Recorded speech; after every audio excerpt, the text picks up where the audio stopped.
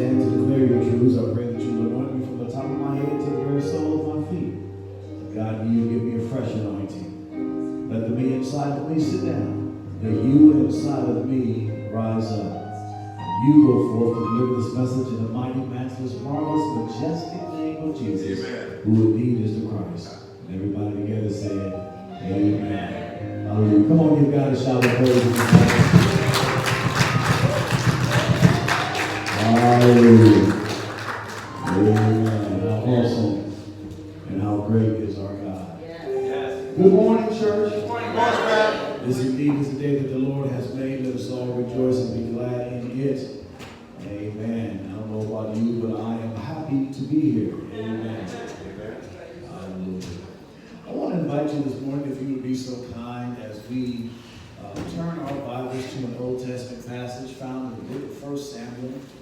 1 Samuel.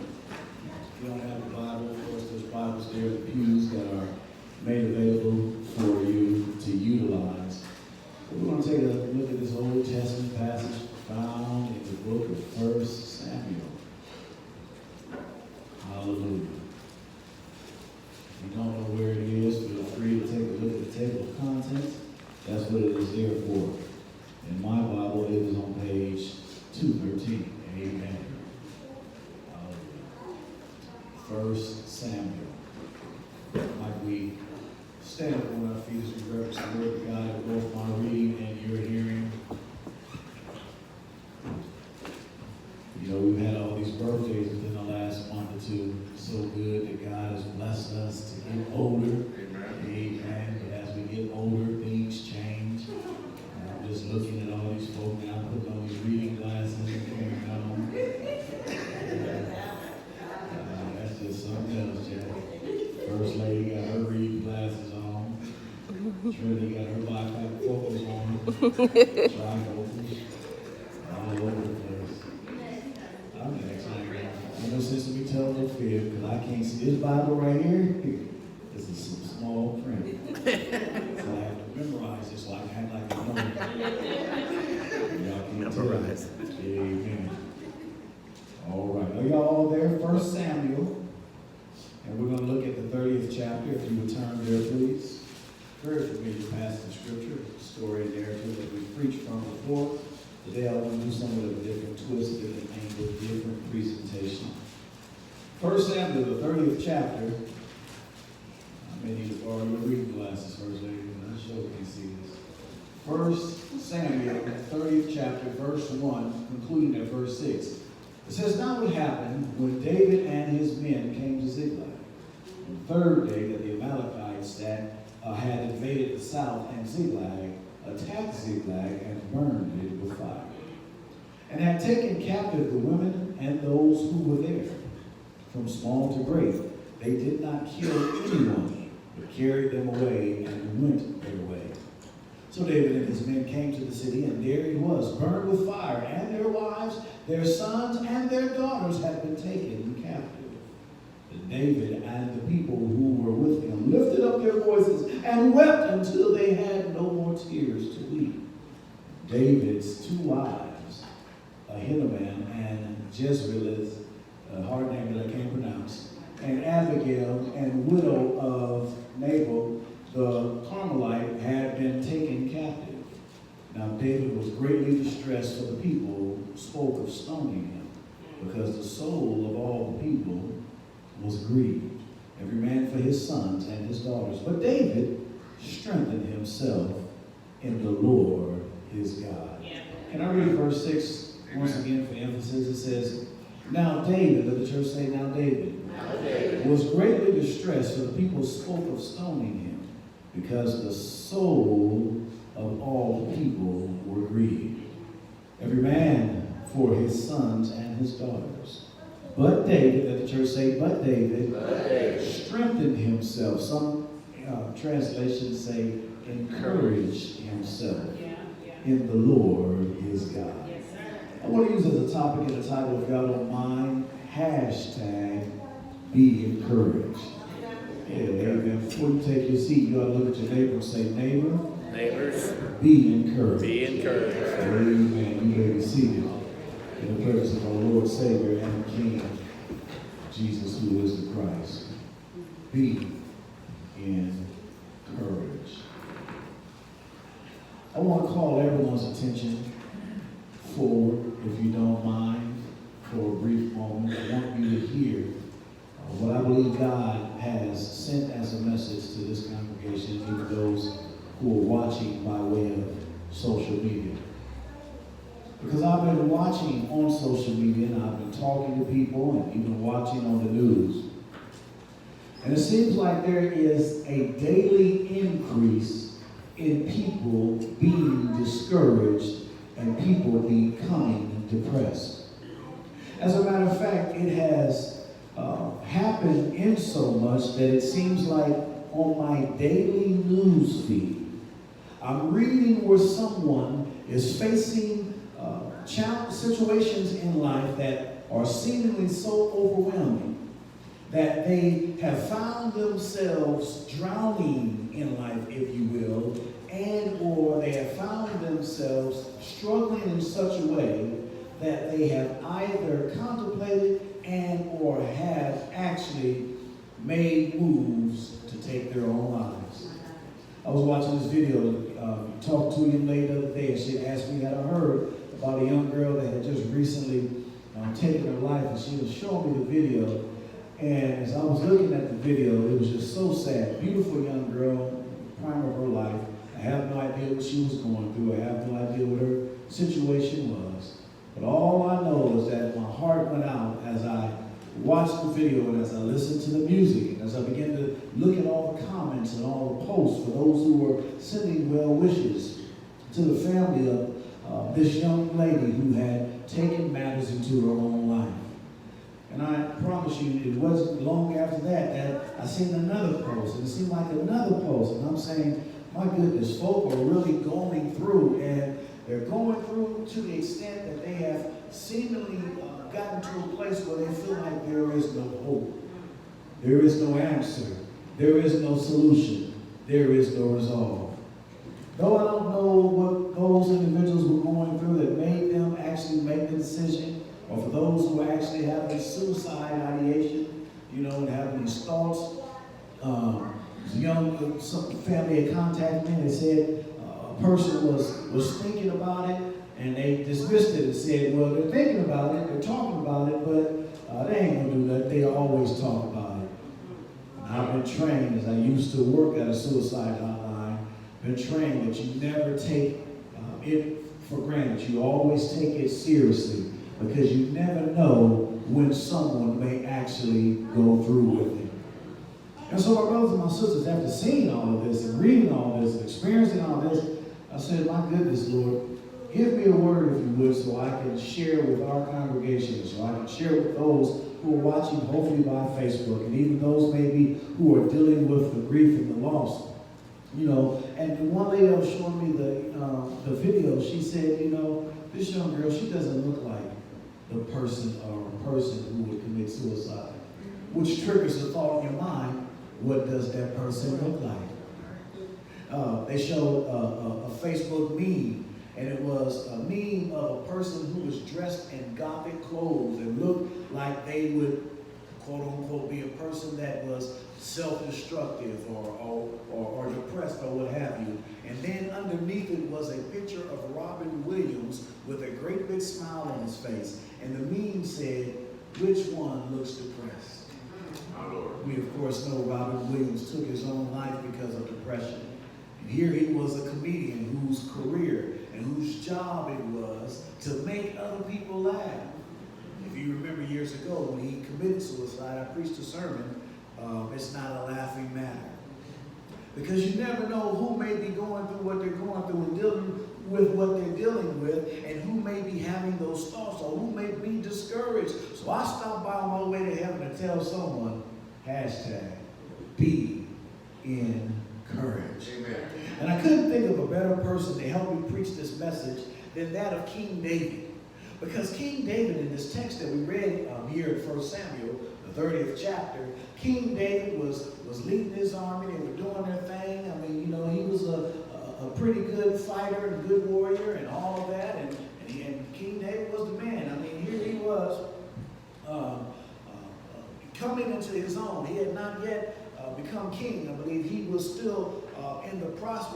Well, he had been running from Saul. He had been running from Saul. Y'all remember Saul didn't like him. Saul got jealous. Saul all of a sudden started getting intimidated by David because God's anointing had been taken off of David, off of Saul rather, and had been placed upon David. And he had been anointed and would be appointed to become the king. And so he had gotten jealous of him, and now he had had his eyes and his mind bent and set on taking David out. And he tried to take him out on numerous occasions. So here it is. David is dodging and weaving and trying to stay alive and trying to avoid Saul and his army.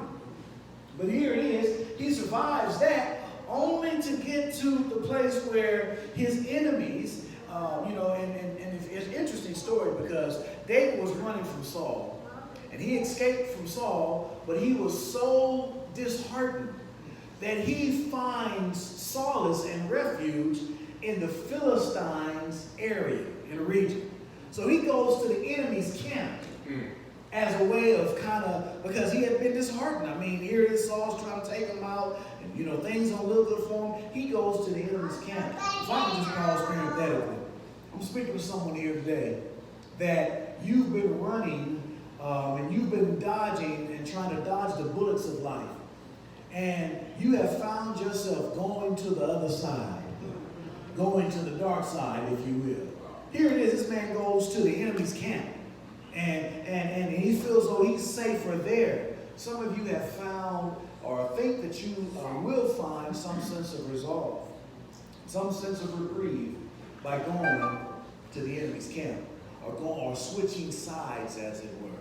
Don't you believe that? Don't you be duped into believing that? But here it is. David is there. David discovers as he comes to the camp that his enemies have come in and have attacked. And they stole their wives, their daughters, their sons, everything they had. They took it all, y'all. And then to make matters worse, they burned the place down. That's some kind of bad, is it not? David was having a super bad day. Not only had everyone been taken captive, from wives to children, sons and daughters, and what have you, they burned the place down. And so David's men, his army, they got discouraged. Not only did they get discouraged, they got a little upset with David because they considered it to be his fault. And so the Bible says that David was so heartbroken and weeping and crying that they cried so hard and so heavily that they just couldn't cry no more. Maybe I'm speaking to someone here today. You've been dealing with some situations in life that have caused you to be so down and so depressed and so discouraged that you cried and cried till you couldn't cry no more. I don't know who you are today, but God knows who you are. You cried till ain't even no tears no more. You cried till your pillow has been soaking wet. You've been looking for answers. You've been crying for answers. You've been praying for answers, and yet there doesn't seem to be any resolve. And here it is. You are just, just vexing your spirit. And it's interesting because I discovered that in life and through life, we talked about last week, if you remember, it's above me now. Getting to a point where you're so overwhelmed and so beaten in life and what have you. But we discovered that, hey, you get to a point where, hey, I'm turning this over to the Lord. I'm going to let the Lord fight my battles because the Lord said in last week's message, this battle is not yours, it's mine. You ain't even got to fight in this battle. We learned that last week, but as a part two, if you would, if I can continue, there are those that are just so overwhelmed in life, and you find yourself confronted, watch this, with circumstances. Yeah, various circumstances, a multitude of circumstances in your life. I'm not going to try to run down all these circumstances, what they might be, but you know what your circumstances are. You know what you're facing. You know what you're dealing with. And it seems to be overwhelming. Yeah. It seems to be unsurmountable. It seems as if it's going to take you in and or take you out. So the first thing that I notice is that some people find themselves confronted with circumstances. But then there are those who find themselves confronted with challenges. Yeah, you've got circumstances, but also we find ourselves dealing with a multitude of challenges. These barriers in our lives, these hurdles in our lives that we seem to can't cross over or we can't seem to break through. I mean, we got some real life challenges. Maybe your challenges is relational challenge. Whether it's you, a husband and a wife and a husband, a parent and a child. Maybe your challenges are the fact that you're dealing with a medical issue. Maybe your challenges, you're dealing with financial crisis. You don't know how you're going to make ends meet. You don't know where your next meal is going to come from. You don't know how you're going to put clothes on your back and so on and so forth. Your challenges are, perhaps someone who's dealing with a mental crisis and you just don't know if you can keep it together. I don't know what you're dealing with. I don't know what you're facing in life. But I do know that every last one of us have some circumstances that we are confronted with. We have some challenges that we seemingly cannot overcome. And we find ourselves dealing with chaos. And can anyone testify today that your life is just, at certain points, has just been chaotic? It just doesn't seem like there's no order anywhere. It seems like there is no sense of reprieve, and you just are overwhelmed to the point that you are discouraged. And you feel like throwing in the towel, throwing up your hands. You feel like taking matters into your own hands. And what I discovered, my friends, and what I would tell some of those who would call into the crisis hotline, the suicide hotline, is don't ever make a permanent decision based upon a temporary situation. Come on. What you're going through, I'm not going to try to minimize. What you're going through, I'm not going to say that it's not major and it's not, overwhelming to you and what have you. But that is temporal. And to make a permanent decision based upon a temporal situation and circumstance, my brothers and my sisters, is just not a good thing to do. The truth of the matter is the Bible says, weeping may endure for a night, but joy comes in the morning. And so what I'm saying to you is not going to always be bad. It's not going to always be dark in your life. It's not going to always be raining and storming. As a matter of fact, you can't see a rainbow and you won't have a rainbow until you first have a storm. And I got a witness in here on the way. And so it will rain in your life. It will thunderstorm. It will sometimes become a tsunami in your life. Even though you're dealing with the tsunamis in life and of life. Don't ever think that it's going to always be that way. But Pastor, that's easier. You can say that, but the truth is I've been dealing with this for a long time. And I've prayed for a long time. And I'm just sick and tired of being sick and tired. And that may be the case, but my brothers and my sisters, just hold on to God's unchanging hand. Because I promise you that if you continue to wait on the Lord, the Bible says, wait on the Lord and be of courage, be of good strength. Wait on the Lord, I say. Don't let your situation cause you to lose your mind and lose your life. Because the truth of the matter is, it's just not worth it. Now, I got a witness in here on today. David was overwhelmed. His soldiers were overwhelmed. And they were crying and crying and crying. But then something very interesting happened. Watch this. The Bible says that his men had turned on him. And they turned on him and they started talking about stoning the brother. They're like, we're going to take David out. Because we're upset, we're angry, we're in this situation because of him. Enemies have come in and took our wives and our children, burned the place down. We're going to take David out. David heard and learned that they was thinking of taking him out and stoning him. And David got even more depressed and discouraged because he had lost everything too. But now on top of that, he lost the confidence of his men. He lost the confidence of his friends. And my brothers and my sisters, David got to the point where he was like, it ain't looking good at all. And I can just pause parenthetically once again because I'm speaking to someone here today. You know exactly what it feels like. And you know exactly what it's like to get to a point where all hell seems to break loose in your life.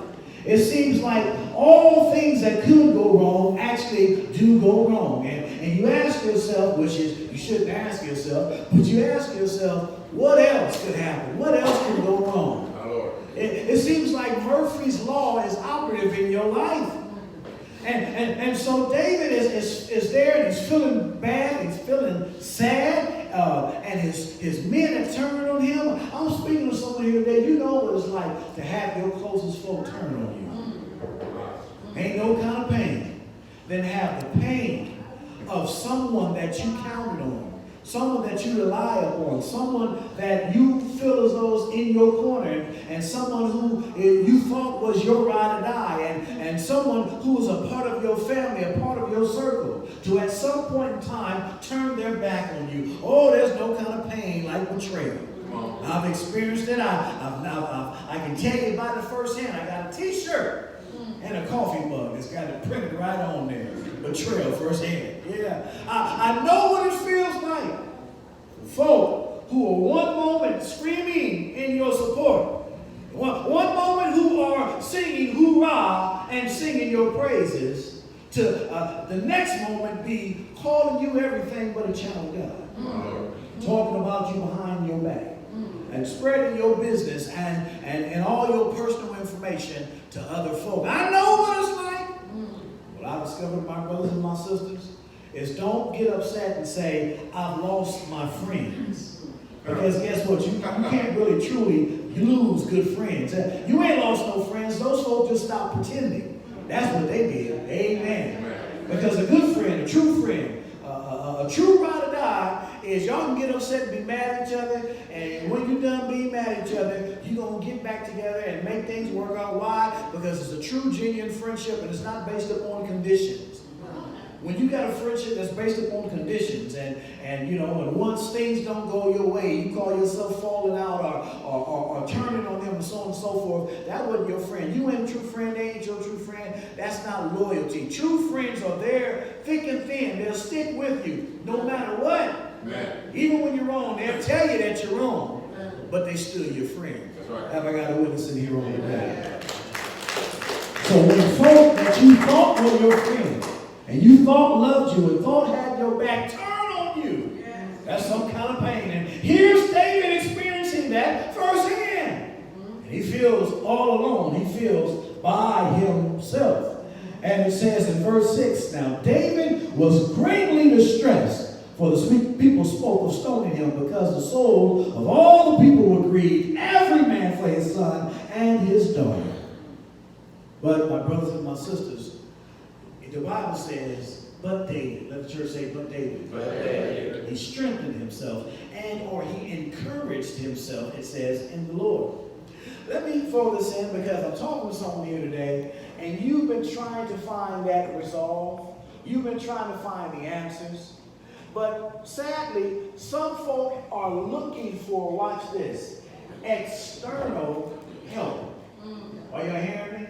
You're looking for external help. Come on. You're looking for answers in all the wrong places. And some people have gone so far to try to find the help that they need externally in the things that this world has to offer. What makes you think that this world is going to give you the answers when this world is what gave you the problems? I've never been able to figure that out. And so folk will go all throughout this world and all throughout this earth trying to find answers. Some will try to find answers in the bottom of a bottle. You go get you your favorite drink, and you won't pour you a shot or just a casual cocktail. No, you turn up and you drink and you drink and you drink until you just can't drink no more. And when you're done drinking that, you go and get you some more. I've known people that have tried to drink their problems away. Listening to the testimony of a lady on just yesterday, I believe it was.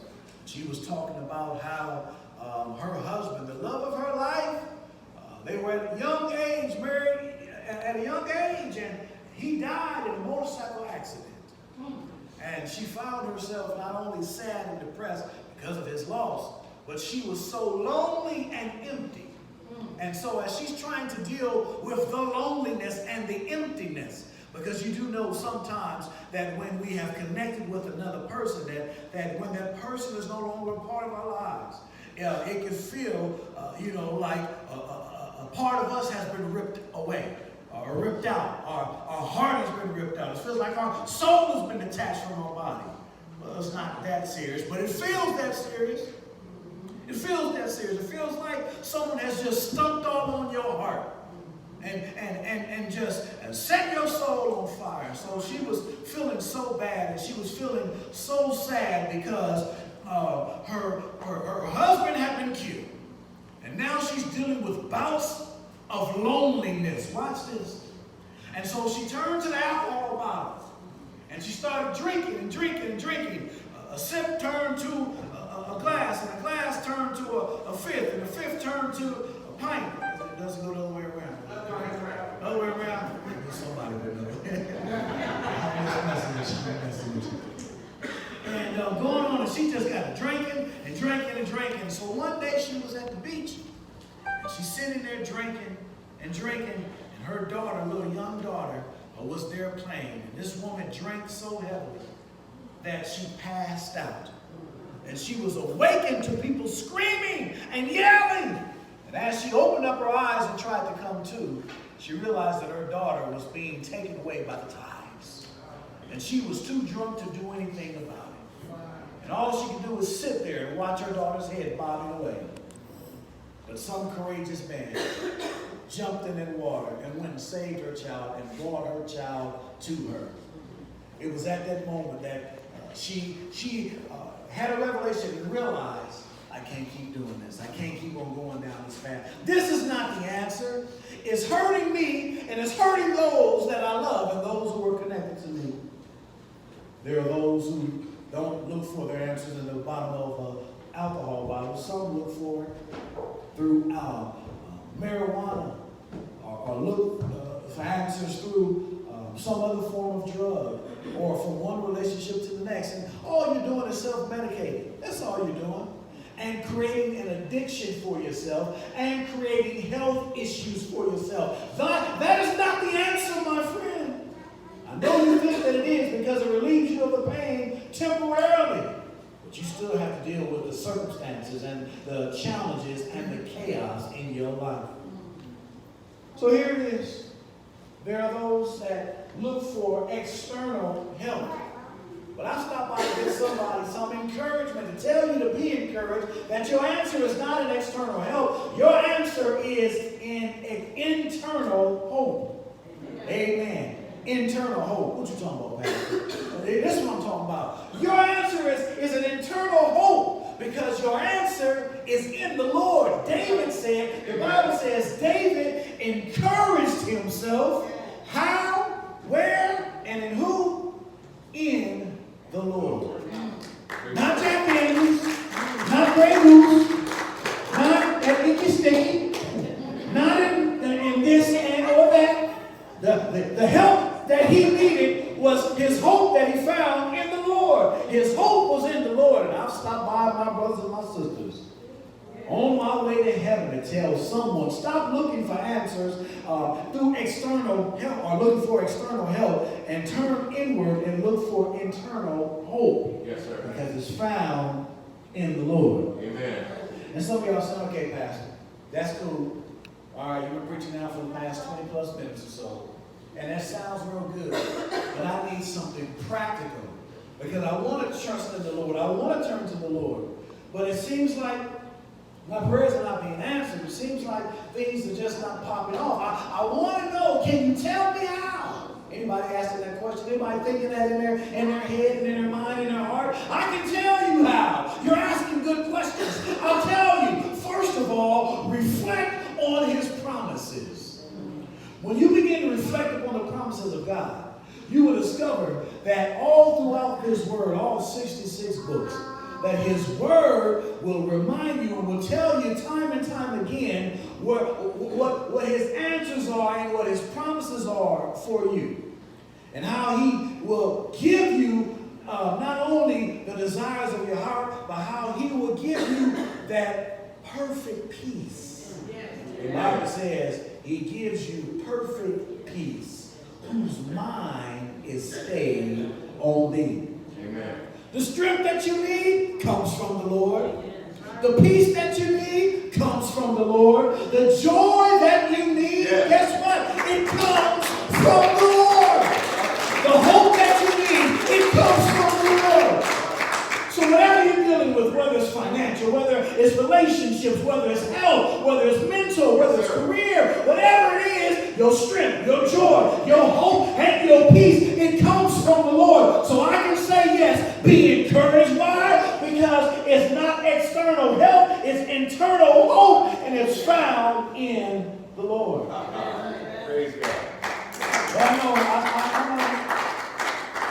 know I've got some folks out there that's saying, Pastor, it's gotten way deep, way deeper than that for me, because I got to the point where I don't even know if I believe in the Lord no more. I don't even know if God is real, because I've been going through hell for so long that I just don't even know if I'm trusting and believing that He is who He is. And so I want to remind you, I don't down you, I don't look down upon you, I don't look negatively upon you, because the truth of the matter is we all have our bouts. We all have our moments where our faith seems to be fleeting. We have those moments where we begin to question God's existence and God's love for our life. But don't you let the enemy get in your head and set up camp.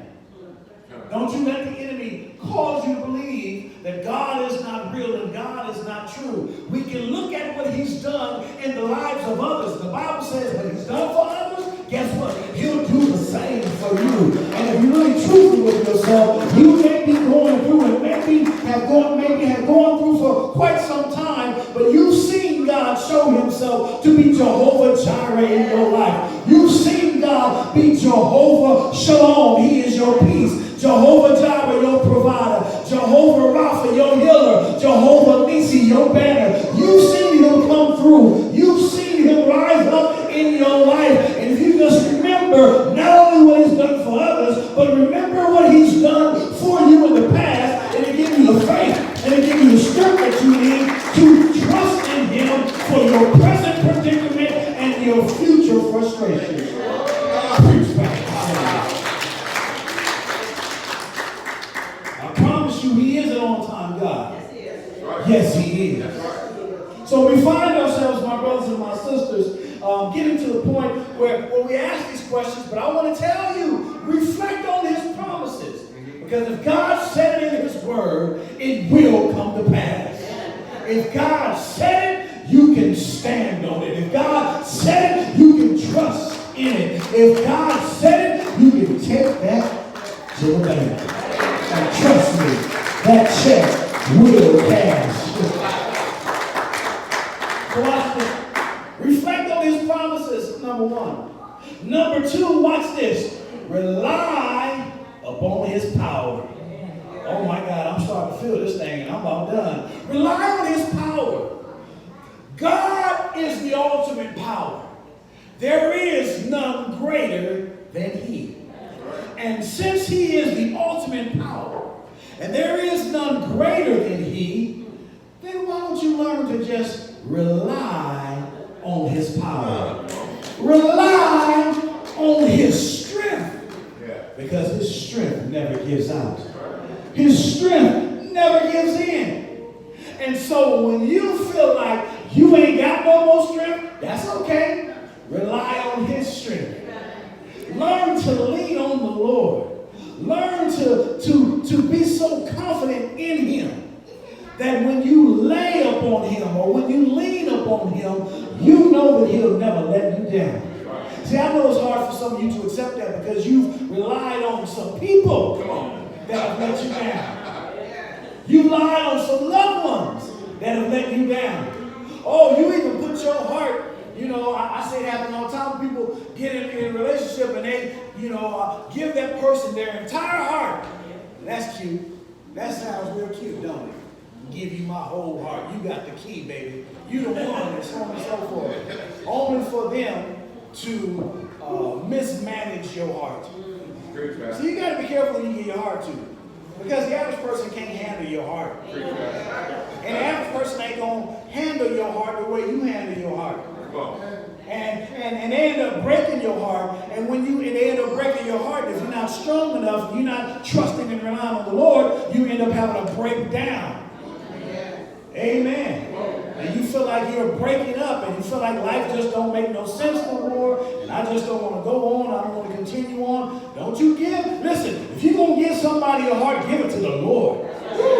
The Lord is one that will hold your heart and that can handle your heart in such a way that even when you feel low, he can give you that strength that you need and help you to make it and or continue on. So watch this. Rely upon his power. When you rely upon his power, you know that there is nothing in life that you cannot overcome. I'm going to make it through. I may feel sad sometimes. And I may get mad sometimes. But if I'm relying on his power, I know that I'm going to make it through. Because the Lord's going to make a way somehow. Yes, he will. I got to listen here. I only got one more point. I'm done. I'm going to let you go on your way. First of all, reflect on his promise. Second of all, rely upon his power. And then thirdly, rejoice in his presence. The Bible says David strengthened himself. He encouraged himself in the Lord. Y'all listen. You've got to understand that when you enter into the Lord's presence, there is a joy and a peace that is unspeakable.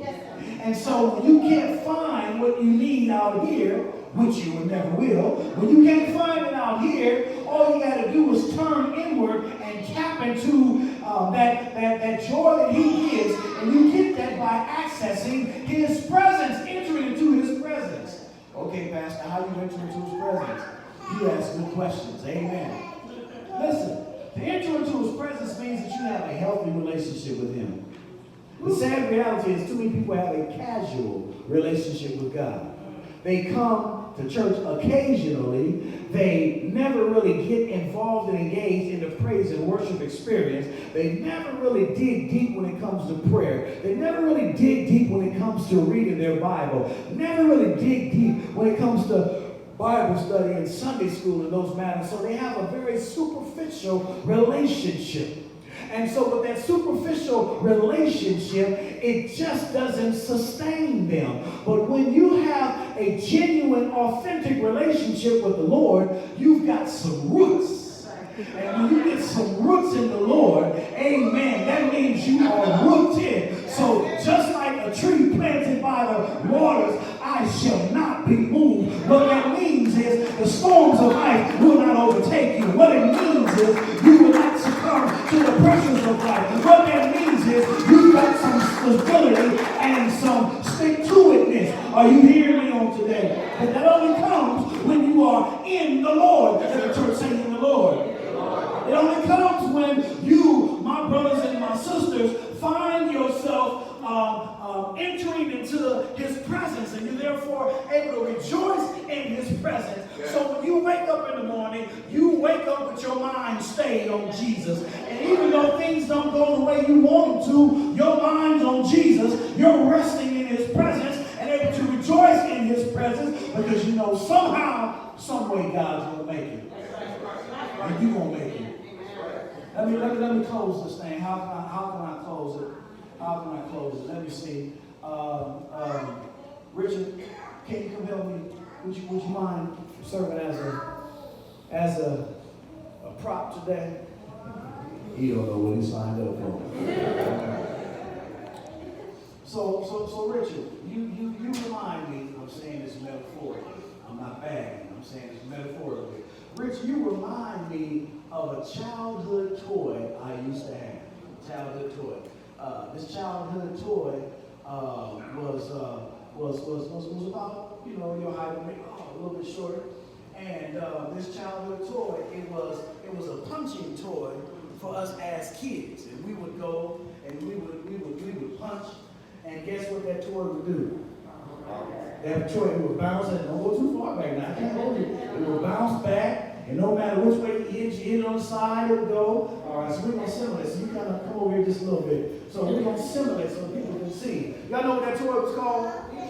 I ain't weed wobble. Weed wobble is a little hard, man, that you spin around on the thing. This was what was it called? We just gonna call it the punching. We gonna call it the punch back. That's what we gonna call it. We gonna make it up since none of y'all know. And so the punch back. And so as you as a little kid, you can get out all your aggression and all your anger on the little punch. What I call it? Punch back. No, not punch back, because it don't punch you back. We gonna call it the bounce back. How about that? All right. Well, somebody, are you Googling it in the middle of my sermon? So what you would do is you would hit, and it would go back, and it would what? Bounce back. And you hit it again, and it would bounce back. And you get cheeky with it, you hit it with the left, and it would do what? Bounce back. And you hit it with the right, bounce back. And you get real jiggy, and you start giving it a 1-2 and a combination, boom, boom, boom, boom, boom, boom. And what happens is it continues to bounce back. No matter where you hit it, no matter how hard you hit it, it always bounced back and came upright. How is that, and why is that? Because, I'm going to tell you, what it had on the inside. It had something on the inside that kept it balanced, and so no matter how hard you hit it, no matter how often you hit it, it would always bounce back because of what it had on the inside. All right, Pastor, thank you for sharing with us a portion of your childhood, and tell us what does that have to do with me and my life and my situation and my crisis. I'm going to tell you what it has to do with you. You, as a child of God, you got something on the inside. You, as a child of God, you are made of something of substance. And so no matter how hard life hits you, and no matter how often life hits you, and it can be repeated, it can be from the left, it can be from the right, it can be an uppercut, it can be a straight punch. No matter how hard you get hit, you're always gonna bounce back. Yeah, that's what I want to tell you, man. You got a bounce back spirit inside of you because the Holy Spirit lives inside of you. And you're able to bounce back because of what's on the inside, because you are grounded, you are rooted, and you are solid.